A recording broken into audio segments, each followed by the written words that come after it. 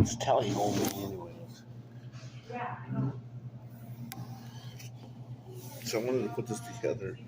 I'm having a difficult time. My hands are freaking. It's like they tingle all the time. And I remember talking to someone, or news. It was news to about some woman, and all she wanted was to get her life back and not having a tingling in her hands. And that was stupid. I said I had tingling. That was 3 years ago, but it was like just a little bit. But this is more like like a glove of tingling, because it's all over. And I don't know how it works, but it bugs the hell out of me. And of course, then you can't function.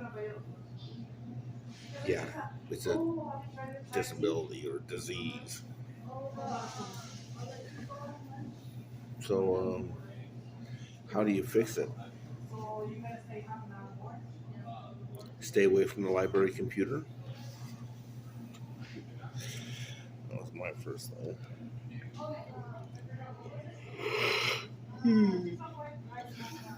Don't go into the tire shop.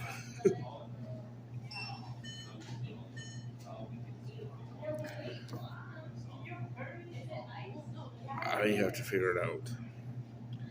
But I'm calling it an assault, and I'm saying that they have weapons set up everywhere,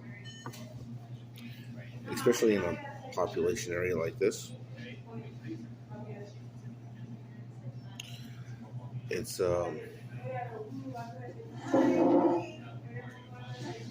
highly populated one road.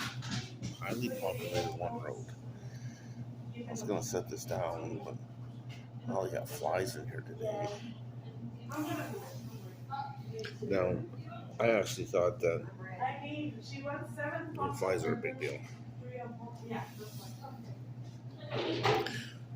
So as soon as I walked out the door, there was a cop right beside me getting my picture, driving by within 15 seconds. So I think he's one of the problems I'm having with the assault. I got assaulted in Montana in that cop car. He was taking me down to the, you know what? Taking me down to the hospital, and then all of a sudden they start getting sick, really sick.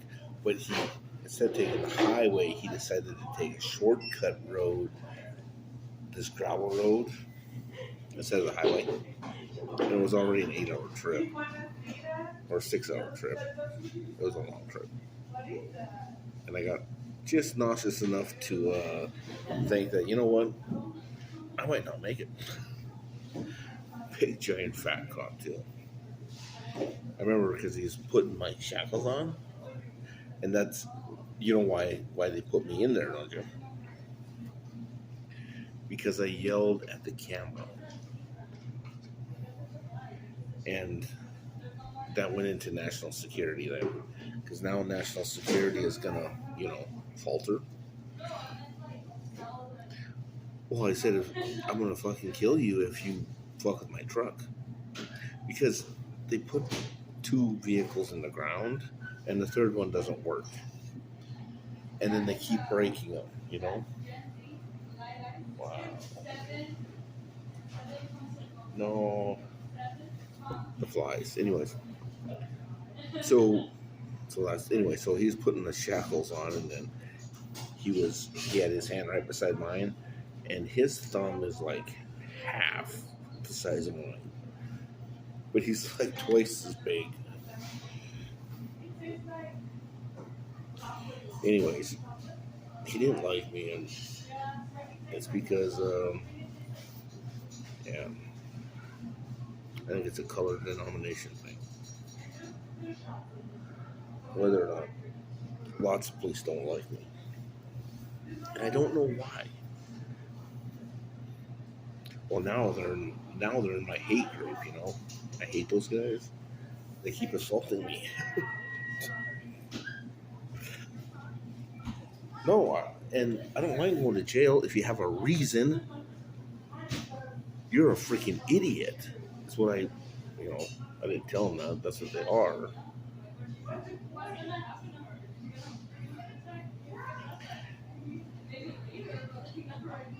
I don't want to get into it. I'm into it. Anyways, I'm gonna try to get this posted. I've had a busy little week. I cannot function. I cannot see, and I cannot. It's all kind of Even though I got a job, but during the job I get assaulted, which I don't think that's the cop. I think that's a terrorist agency working for a cause. Like stealing my company name, which it doesn't work anymore. So, but I mean, they stole the name anyways in 2016. They just added an S to the end, and then they said it was theirs. And I went into the state agency, which the state agency is where I had problems anyways, because she said, I'm probably telling this story twice. She said, I went in and registered my business as a new name because I was registered in the 1900s. I've been a contractor for a very, very long time. And before I was a contractor, I was working for a contractor and blah, blah, blah. So I had a lot of freaking knowledge when I came in. And some very good marks. Good marks, I guess. Anyway, so where was I at the good marks? Oh, man. Anyways, and I keep feeling like hazy going away from the good marks. But going back to Montana and the state agency, so I went and registered my business, had my name changed to Montana Handyman Service. And what I didn't understand is my number is like this. See, there goes number 10, and then number 11, and then there's number 12, and then there's number 13, and then 2 numbers later is mine.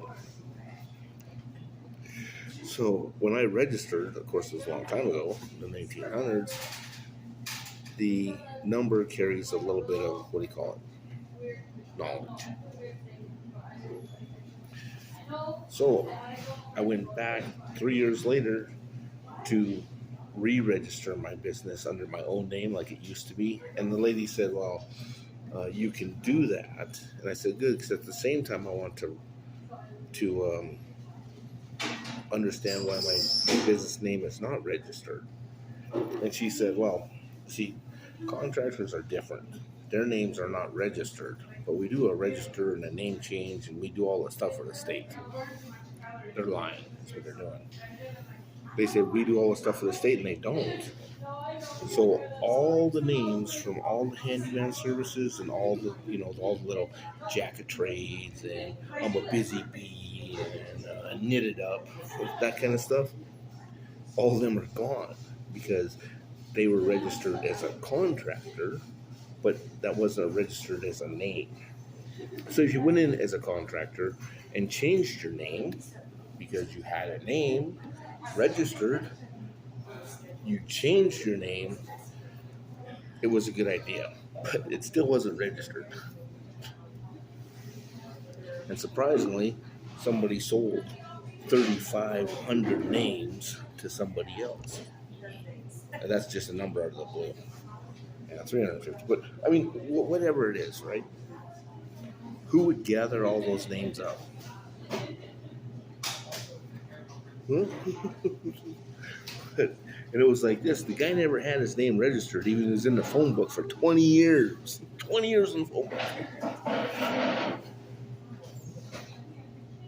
So the name game went on the big time. And I was going with Home Advisor before it was Home Advisor. So Service Magic was the name of their stuff. And Service Magic, of course, they didn't. He was trying to get me to join. If I paid him $90, then I could get all these bids from him and stuff. And like he said, most of it's subbound. Anyways, I didn't have the $90. I didn't have a job. I didn't have nothing. I was still sleeping out in the middle of nowhere. And I am very, very good with a fucking skill saw and my tools. So when I'm done, it looks good, especially when I'm in charge.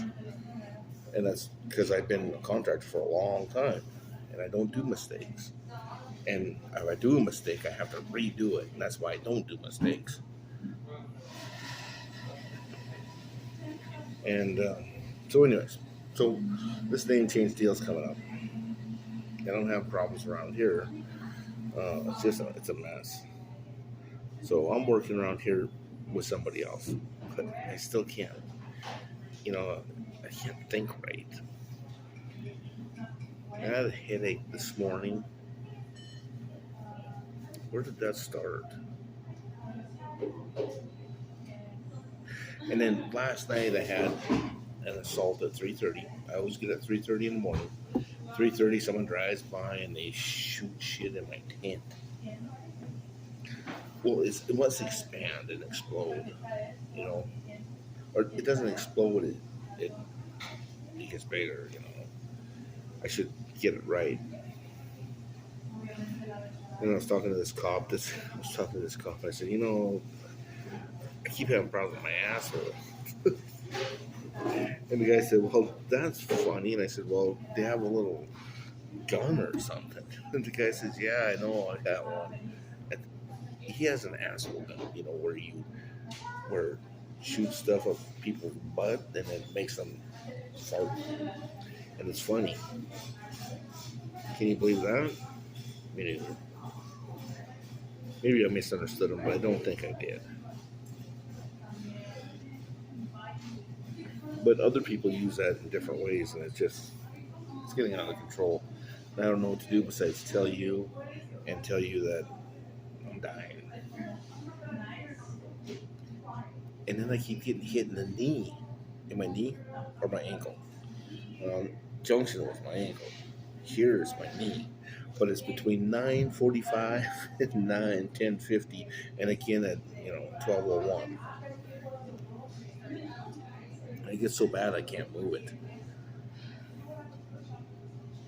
So I cool it, and it seems to help. But it happened right after I went and got a X-ray. Then that's when things started really getting bad. So I think somebody's looking at my knee, online, like a Mr. Police Officer or patrol agent or whatever you call those guys. I never had a patrol agent because I never went on patrol, or not patrol. It's what do you call it? Well, my head today. Because I always served the whole jail time, Oh, I had 5 days in a row.